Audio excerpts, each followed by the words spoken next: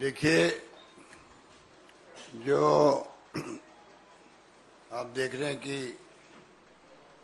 ED द्वारा जो तमाशा हो रहा है देश के अंदर, पहले राहुल गांधी जी को बुलाया और 5 दिन तक लगातार, ऐसा कभी होता नहीं है, किसी ने सुना भी नहीं होगा कि 5 दिन तक लगातार आप 50 घंटे आप पूछताछ करें। सोनिया जी को बुलाया है, अब आज तीसरी दिन है, तीसरी बार है, और पता नहीं वो कब तक बुलाएं। तो ये जो ईडी का आतंक है देश के अंदर, ये आतंक मचा रखा है, इसका फैसला जल्दी होना चाहिए। सुप्रीम कोर्ट में केसेस चल रहे हैं, सुप्रीम कोर्ट को चाहिए कि जो देश का मूड है, पूरे देश के अंदर लोग चिंतित हैं, और 0.5% भी इनके सक्सेस रेट नहीं है, तो क्यों नहीं इसके लिए जल्दी फैसला हो। ये सीआरपीसी का प्रोसेस भी अडॉप्ट नहीं कर रहे हैं, इनका अलग ही तरीका है तफ्तीश करने का भी, अरेस्ट करने का भी, बयान लेने का भी। इनको एक प्रकार से सीबीआई से ज्यादा पावर मिली हुई है। इनकम टैक्स जाता है, वहां चले जाते हैं लोग। तो एक इश्यू बन गया देश के अंदर। उसको भारत सरकार को खुद को चाहिए कि डेमोक्रेसी में उचित नहीं है, वो बाकायदा सुप्रीम कोर्ट के निर्णय को जल्दी करवाए। ये मैं एक तो निवेदन करना चाहता हूं। ईडी का उपयोग सरकारें गिराने के लिए किया जाता है, बड़े रूप के अंदर, जो महाराष्ट्र में देखा भी आपने। सरकारें गिराने का काम तो कर सकती ईडी, पर मंत्रिमंडल बनाने का काम नहीं कर सकती है। 28 दिन से वहां मंत्रिमंडल नहीं बना है, खाली सीएम और डिप्टी सीएम वहां पर बैठे हुए हैं। तो ये क्या इंगित करता है, डेमोक्रेसी किस दिशा में जा रही है, आप लोग सोच सकते हो।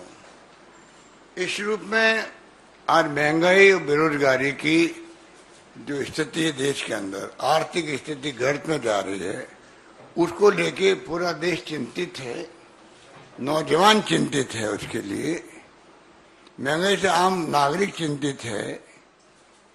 उसके ऊपर पार्लियामेंट के अंदर बहस करना चाहें तो करने नहीं दी जाती है। 19 लोगों को सस्पेंड कर दिया कल, पहले 4 को कर दिया। आजाद साहब और बैठे हमारे आनंद समाज वरिष्ठ नेता, जहां तक मुझे नॉलेज है, कांग्रेस शासन में कभी भी किसी को सस्पेंड नहीं किया जाता था।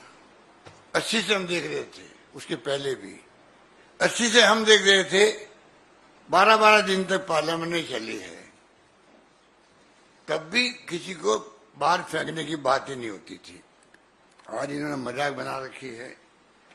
ये तमाम जो स्थिति बनी है देश के अंदर, इससे पूरा देश इतना घबरा हुआ है, चिंतित है, और इनको ये घमंड है कि देश इन बातों को भी सपोर्ट कर रहा है, क्योंकि इन्होंने अपने वादे तो भुला दिए। मेरे पास बहुत लंबी लिस्ट है, जहां पर 2014 के चुनाव के अंदर जो कैंपेन चला था, वो बातें तो लोकपाल भी हो, चाहे वो ब्लैक मनी लेके आएंगे, वो सरकार बनते ही जो एसआईटी बनी थी सुप्रीम कोर्ट के जज के अध्यक्षता में ब्लैक मनी लाने वाले की, वो तो सब गायब ही हो गए। उनकी बात तो क्या करें।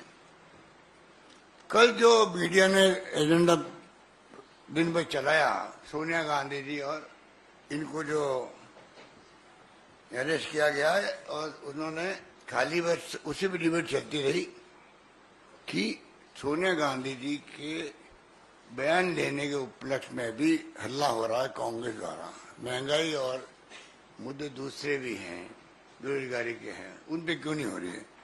किसने कहा नहीं हो रही है? जयपुर में राष्ट्रीय स्तर का महंगाई विरोधी सम्मेलन हुआ था, आपको याद होगा, आप मेरे कुछ लोग आए होंगे वहां पर। उस वक्त से ही, करीब साल भर हो गया, उस वक्त से ही महंगाई बेरोजगारी हमारा मुख्य मुद्दा है। पर कितना मीडिया दिखाता उसको, कितना कवरेज करता है, क्योंकि मीडिया दबाव के अंदर है। मीडिया के मालिक तो बहुत घबराए हुए हैं, कब ईडी पहुंच जाए, कब इनकम टैक्स पहुंच जाए, कब सीबीआई पहुंच जाए, ये स्थिति है देश के अंदर। और हालात यही थे, कोई दिखाते नहीं है। डिस्कशन डिबेट होती तो कहाँ होती है उन मुद्दों पर ज्यादा।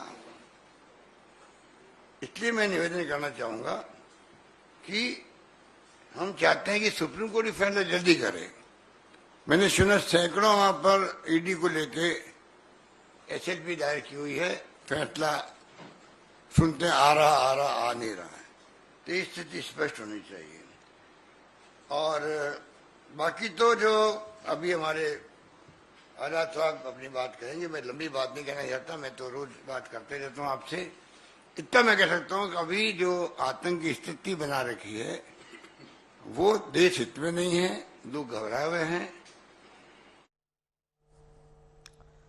तो अशोक गहलोत को आप सुन रहे थे, जो कार्रवाई पर सवाल उठा रहे थे, सवाल वो मीडिया पर भी उठा रहे थे। मौसमी हमारे साथ, हमारे सहयोगी इस वक्त जुड़ चुकी है। मौसमी, जरा वहां से तस्वीरें दिखाई जहां आप मौजूद हैं, किस तरीके की तैयारी कांग्रेस पार्टी की है। और कांग्रेस पार्टी जब आज प्रदर्शन कर रही है, क्योंकि हम कल से ही देख रहे हैं, अब मुद्दा बेरोजगारी और महंगाई पर शिफ्ट हो गई है कांग्रेस की। नहीं, इससे पहले तो विरोध इस बात पर ही था कि सोनिया गांधी को ईडी के सामने क्यों बुलाया गया। अगर आज ये पूछताछ खत्म हो जाती और कल पूछताछ नहीं होती, तो क्या महंगाई और बेरोजगारी पर प्रदर्शन चलता रहेगा कांग्रेस का?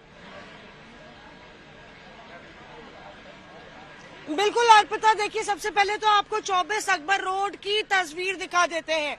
कांग्रेस का दफ्तर यहाँ पे आप देखिए, कल की ही तरह सेवा दल के तमाम कर्मी यहाँ पे मौजूद हैं, पर उतनी स्लोगनियरिंग और जो नारेबाजी हो रही थी वो नहीं हो रही है। शायद आगे की रणनीति क्या होगी इसका इंतजार कर रहे हैं। दूसरी तरफ भी आप देखें तो कांग्रेस के झंडे और हलचल आपको नजर आ जाएगी, और भीतर अशोक गहलोत की प्रेस वार्ता हो रही है। जाहिर तौर पे जो सवाल आप कर रही है, कांग्रेस इस बात को लेके बेहद सावधान है और सख्त में है कि ये संदेश ना जाए कि सोनिया गांधी से जांच हो रही है और कांग्रेस बवाल कर रही है। यही वजह है कि आप देखिए कि तमाम मुद्दों को इसके साथ क्लब किया गया, चाहे वो महंगाई हो या सांसदों का सस्पेंशन हो। तृणमूल कांग्रेस के साथ भी आज कांग्रेस खड़ी नजर आएगी, क्योंकि 19 सांसद डीएमके, तृणमूल और बाकी विपक्षी दलों के सस्पेंड हुए हैं। तो उस मुद्दे को भी इस पूरे सरकार को घेरने की रणनीति में जोड़ा जाएगा, और शायद वो तालमेल जो पिछले कुछ हफ्तों से मिसिंग था, वो तालमेल नजर आए। कुल मिलाकर कांग्रेस की तैयारी क्या है वो अब से थोड़ी देर में दिखनी भी शुरू हो जाएगी, क्योंकि अब से थोड़ी देर बाद जब पूछताछ के लिए सोनिया गांधी निकलेंगी तो देखना होगा कि कांग्रेस किस तरीके से प्रदर्शन कर रहा है। लेकिन कांग्रेस की तरफ से इस बार प्रदर्शन ये कह के कि हम बेरोजगारी और महंगाई के मुद्दे पर प्रदर्शन कर रहे हैं, हम इस बात पर प्रदर्शन नहीं कर रहे हैं कि सोनिया गांधी से पूछताछ हो रही है।